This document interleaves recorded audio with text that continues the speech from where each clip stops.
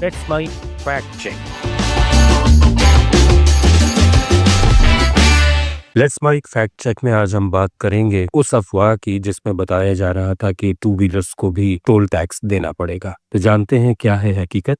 नमस्कार दोस्तों, देश के टू व्हीलर चालकों के दिल में 2-3 दिन से हलचल मची थी। अचानक सोशल मीडिया और कुछ बड़े मीडिया हाउसेज ने खबर उछाली कि 15 जुलाई 2025 से बाइक और स्कूटर वालों को भी टोल टैक्स देना होगा, वो भी फास्ट टैग लगाकर और नियम तोड़ने पर 2000 रुपए का जुर्माना। बस ये खबर जंगल की आग की तरह फैल गई। बाइकर्स के व्हाट्सएप ग्रुप्स में हंगामा, ट्विटर्स पर मीम्स की बाढ़ और चाय की टपरी पर बहस, सब कुछ होने लगा। अब सवाल यह है कि यह अफवाह आई कहां से। कुछ मीडिया रिपोर्ट्स ने दावा किया कि सरकार ने नया आदेश जारी किया है। खबरों में कहा गया कि टू व्हीलर वालों को अब टोल बूथ पर रुकना होगा, फास्ट टैग लगाना होगा और जेब ढीली करनी होगी। कुछ ने तो यह भी कहा कि टोल टैक्स की राशि गाड़ी के रजिस्ट्रेशन के वक्त पहले ही वसूल ली जाती थी, लेकिन अब नियम बदल रहे हैं। सुनने में तो ऐसा लगा जैसे सरकार ने बाइक वालों की जेब पर डाका डालने का प्लान बना लिया हो। लेकिन रुकिए, ये सब कहानी थी, हकीकत नहीं। इस अफवाह का स्रोत थे कुछ न्यूज चैनल्स और वेबसाइट्स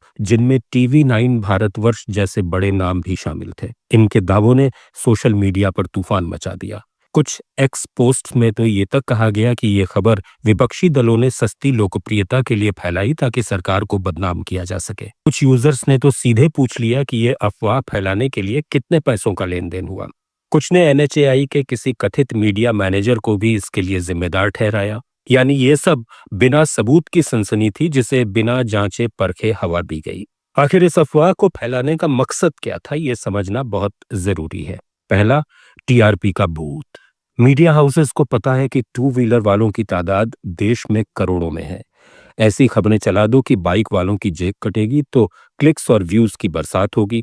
कौन नहीं चाहेगा ये जानना कि उनकी रोज की बाइक राइड अब और महंगी होने वाली है।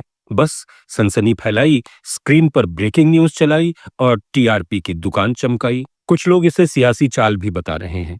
किसी सिरफिरे यूजर ने एक्स पर लिखा कि विपक्षी नेता इस तरह की खबरों को हवा देकर सरकार को घेरना चाहते हैं। आखिर टोल टैक्स जैसा मुद्दा जनता के गुस्से को भड़काने का सबसे आसान तरीका है।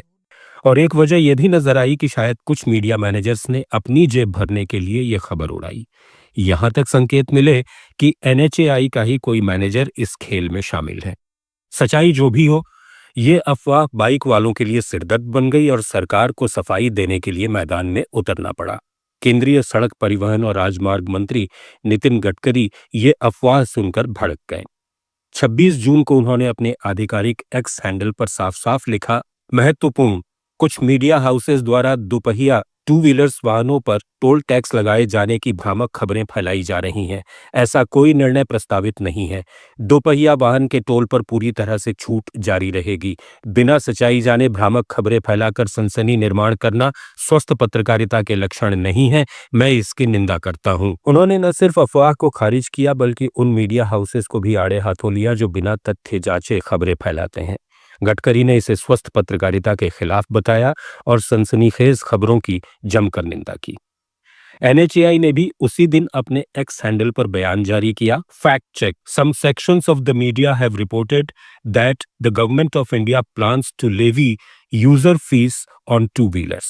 NHAI would like to clarify that no such proposal is under consideration. There are no plans to introduce toll charges for two-wheelers. Fake news. दोनों की तरफ से ये दो टूक जवाब था कि टू व्हीलर्स पर टोल टैक्स की बात पूरी तरह बकवास है। गडकरी और NHAI ने साफ किया कि न तो ऐसा कोई प्रस्ताव है, न ही कोई योजना। टू व्हीलर वालों को पहले की तरह टोल से छूट मिलती रहेगी। जब यह अफवाह फैली थी तब सोशल मीडिया पर हंगामा मच गया था। कुछ ने मीम्स बनाए कि अब बाइक पर फास्ट टैग लगेगा और गाय भैंस भी टोल देंगी। कुछ ने सरकार को कोसना शुरू कर दिया, लेकिन जब गडकरी का खंडन आया तो लोगों ने राहत की सांस ली। किसी ने लिखा, भांड मीडिया को अब झूठ परोसने के सिवा कुछ नहीं बचा। वहीं कुछ यूजर्स ने मांग की कि ऐसी फर्जी खबरें फैलाने वालों पर कार्रवाई हो। ऐसा पहली बार नहीं है जब ऐसी अफवाहें फैली हैं। टोल टैक्स, पेट्रोल के दाम या कोई और जनता से जुड़ा मुद्दा, हर बार कुछ लोग बिना तथ्य के खबरें उड़ा देते हैं। इससे जनता में भ्रम फैलता है, सरकार पर दबाव पड़ता है और विश्वसनीयता तो घटती ही है। गडकरी ने तो साफ कह दिया कि ये स्वस्थ पत्रकारिता नहीं है, लेकिन सवाल यह है कि क्या ये मीडिया हाउसेस सुधरेंगे या फिर टीआरपी और सियासत का खेल चलता रहेगा? तो दोस्तों, इस पूरे ड्रामे का अंत हुआ गडकरी की एक पोस्ट और एनएचएआई के बयान से। तो अब ये साफ हो चुका है कि टू व्हीलर वालों की जेब फिलहाल सुरक्षित है। फास्ट टैग का झंझट सिर्फ 4 पहिया वालों के लिए है। गडकरी ने न सिर्फ अफवाह को कुचल दिया बल्कि उस गोदी मीडिया को भी सबक सिखाया जो बिना सोचे समझे खबरें उड़ाते हैं। तो अगली बार ऐसी कोई खबर सुने तो पहले गडकरी और एनएचएआई का एक्स हैंडल चेक कर ले, क्योंकि सच्चाई वहीं मिलेगी और सच्चाई आपको मिलेगी लेट्स माइक पर। तो बने रहिए लेट्स माइक के साथ।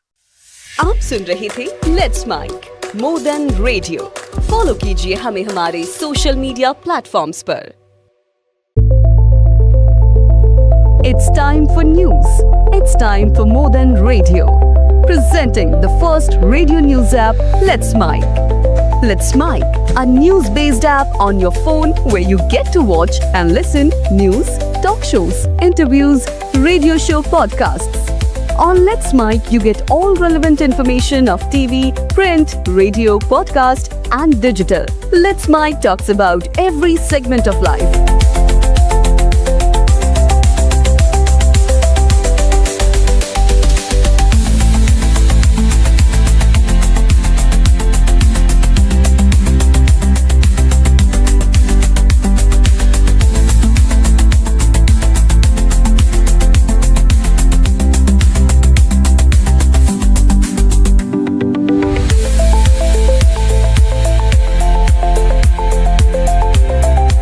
Let's Mic is not just a revolutionary idea. Download the app now from Play Store. Available both on Android and iOS mobile phones. Follow us on YouTube, Instagram, Twitter.